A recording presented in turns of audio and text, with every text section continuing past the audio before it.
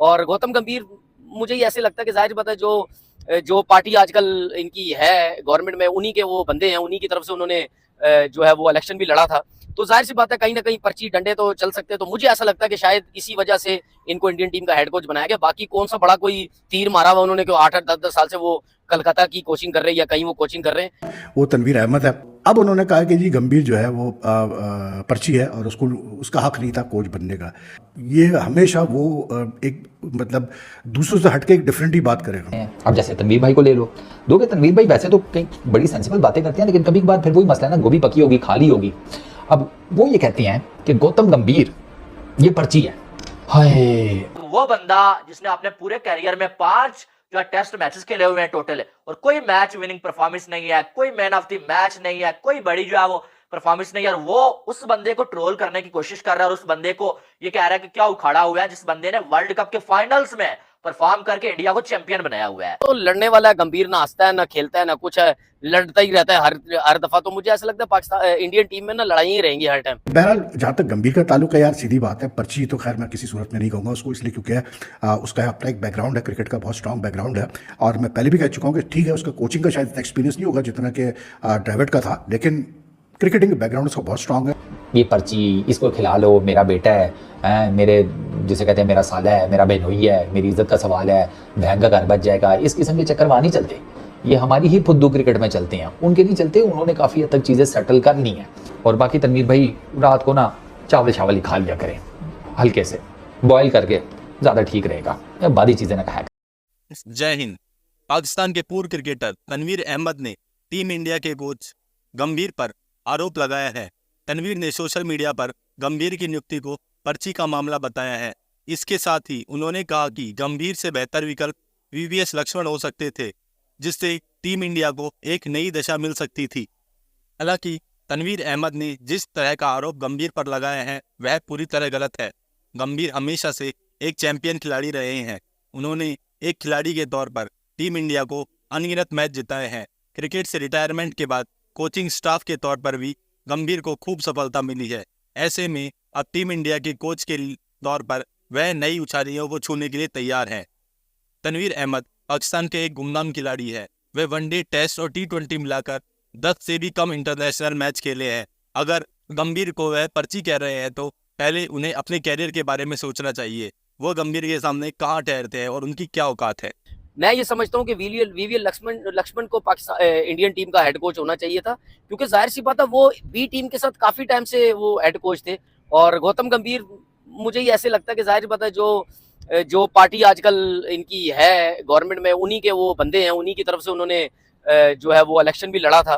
तो जाहिर सी बात है कहीं ना कहीं पर्ची डंडे तो चल सकते हैं। तो मुझे ऐसा लगता है कि शायद इसी वजह से इनको इंडियन टीम का हेड कोच बनाया गया। बाकी कौन सा बड़ा कोई तीर मारा हुआ उन्होंने, 8-8 10-10 साल से वो कलकत्ता की कोचिंग कर रहे हैं या कहीं वो कोचिंग कर रहे हैं। मेरे हिसाब से बहुत बड़ी नाइंसाफी हुई है वीवीएल लक्ष्मण के साथ, क्योंकि वीवीएल लक्ष्मण जैसा प्लेयर उसमें और गौतम गंभीर में जमीन आसमान का फर्क है। वो टेक्निकली अच्छा player, performances wise natural talent, क्या प्लेयर, एटीट्यूड भी जबरदस्त, बंदा भी जबरदस्त, मतलब कूल इंसान, सबको लेके चलने वाला। वो लड़ने वाला है गंभीर, ना हंसता है ना खेलता है ना कुछ है, लड़ता ही रहता है हर दफा। तो मुझे ऐसा लगता है पाकिस्तान इंडियन टीम में ना लड़ाई ही रहेंगी हर टाइम। तो पता चला कि जी गौतम गंभीर जो है मतलब ये जो पर्ची का वर्ड है ना, ये बहुत इस्तेमाल होता है पाकिस्तान क्रिकेट में। तो इंडियन क्रिकेट में शायद इतना नहीं होता कि तो आज मुझे पता चला जी गौतम गंभीर भी जो है, कोच भी जो अपॉइंट होते हैं ना वो भी पर्ची पे अपॉइंट होते हैं। प्लेयर्स का तो सुना था कि वो पर्ची पे अपॉइंट होते हैं, लेकिन कोच भी जो है वो पर्ची पे अपॉइंट होते हैं। और उसकी वजह ये है, बकौल हमारे फॉर्मर टेस्ट क्रिकेटर के कैसे बोलते हैं अपना वीवीएस लक्ष्मण को जो है कोच होना चाहिए था ड्राविड के बाद, इसलिए क्योंकि वो एनसीए में काम करते रहे वगैरह करके। तो अब जिस फॉर्मर क्रिकेटर की मैं बात कर रहा हूँ वो तनवीर अहमद है। अब उन्होंने कहा कि जी गंभीर जो है वो पर्ची है और उसको उसका हक नहीं था कोच बनने का। ये हमेशा वो एक मतलब दूसरों से हटके एक डिफरेंट ही बात करेगा। I think it's more for the views, it's more for the fact that he knows कि वो जितनी कॉन्ट्रोवर्शियल बात करेगा उतना ज़्यादा वो, आजकल तो आपको पता है सोशल मीडिया का ज़माना है तो यही बिकता है भाई, जितनी आप ज़्यादा मसालेदार बात करें तो वही बिकती है। और आई थिंक गंभीर और टेंगू का पहले भी आमना सामना भी हुआ था किसी चैनल पे, तो उसमें भी बड़ा गर्मा गर्मी हुई थी। ओवर कोहली के ऊपर कुछ कह दिया था अपना कैसे बोलते टैंगो ने। बहरहाल जहाँ तक गंभीर का ताल्लुक है यार, सीधी बात है, पर्ची तो खैर मैं किसी सूरत में नहीं कहूँगा उसको, इसलिए क्योंकि उसका अपना एक बैकग्राउंड है, क्रिकेट का बहुत स्ट्रॉन्ग बैकग्राउंड है। और मैं पहले भी कह चुका हूँ कि ठीक है उसका कोचिंग का शायद इतना एक्सपीरियंस नहीं होगा जितना कि ड्राविड का था, लेकिन क्रिकेटिंग बैकग्राउंड उसका बहुत स्ट्रांग है। प्लस उसने जिस तरह से आईपीएल में केकेआर के साथ काम किया है, उसके लखनऊ सुपर जायंट्स के साथ काम किया है, he was a very strong contender. And I think कि बिकॉज द बीसीसीआई बिलीव्स के लोकल कोच ही होने चाहिए, तो ये एक अच्छी चीज़ है बीसीसीआई की कि वो लोकल कोचेस पे ही ज़्यादा जोर दे रहे हैं। लेकिन बहरहाल यार ये चीज़ें चलती रहेंगी, तनवीर बोलता रहेगा और भी फॉर्मर प्लेयर्स बोलते रहेंगे, इसलिए क्योंकि ट्रैक्शन मिलता है। अब लेकिन बहरहाल पर्ची तो नहीं है, और अगर हम अभी जीटीवी में अगर मैं होता तो ज़रूर मैं तनवीर टेंगो को सामने बैठाता और इस पर हम डिबेट करते हैं कि भाई कैसे आप कह रहे हैं कि जी गंभीर जो है वो पर्ची है। लेकिन अब जैसे तनवीर भाई को ले लो, दोगे तनवीर भाई वैसे तो कई बड़ी सेंसिबल बातें करते हैं, लेकिन कभी कभार फिर वही मसला है ना, गोभी पकी होगी खाली होगी। अब वो ये कहते हैं कि गौतम गंभीर ये पर्ची है। हाय, पर्ची क्या होता है? पर्ची बेसिकली यार हमारी क्रिकेट की टर्म में तो उस बंदे को कहते हैं कि जिसके पास ना टैलेंट होता है, ना स्किल होता है, ना मुंह मत्था होता है, क्रिकेट का उसको काफ भी नहीं पता होता, लेकिन वो सिलेक्ट हो जाता है। तो वो ये कहते हैं कि गौतम गंभीर एज ए हेड कोच पर्ची है। उनको ये लगता है कि वीवीएस लक्ष्मण जो है उसकी जगह बनती थी इंडियन क्रिकेट टीम के एज ए हेड कोच की। अब मैं तनवीर भाई को ना सैर कराता हूँ थोड़ी सी पीछे की। यार तनवीर भाई, अगर आपको याद हो, वीवीएस लक्ष्मण, इसमें कोई शक नहीं है कि वो एनसीए के हेड हैं। जब राहुल द्रविड़ और उनकी जो टीम थी वो जब रेस्ट किया करती थी तो वीवीएस लक्ष्मण ही as a interim head coach बनते थे टीम इंडिया के लिए। वीवीएस लक्ष्मण से दो खबरें हैं, एक तो ये कि वो खुद ही कुछ ज़्यादा इंटरेस्टेड नहीं थे हेड कोच की पोजीशन लेने के लिए, हेड कोच का रोल लेने के लिए। दूसरा खबर एक ये भी है कि उनका भी इंटरव्यू किया गया था, लेकिन उनका इंटरव्यू शायद इतना ज़्यादा इंप्रेसिव नहीं होगा जितना गौतम गंभीर का हुआ। क्योंकि मैं आपको ये बताऊं कि गौतम गंभीर को परसू किया गया था, गौतम गंभीर ने ये नौकरी परसू नहीं की। गौतम गंभीर का बिल्कुल सेट चल रहा था, वो इस नौकरी से जितने पैसे मिलने हैं उससे डबल पैसे केकेआर की मेंटोरशिप से कमा रहा था।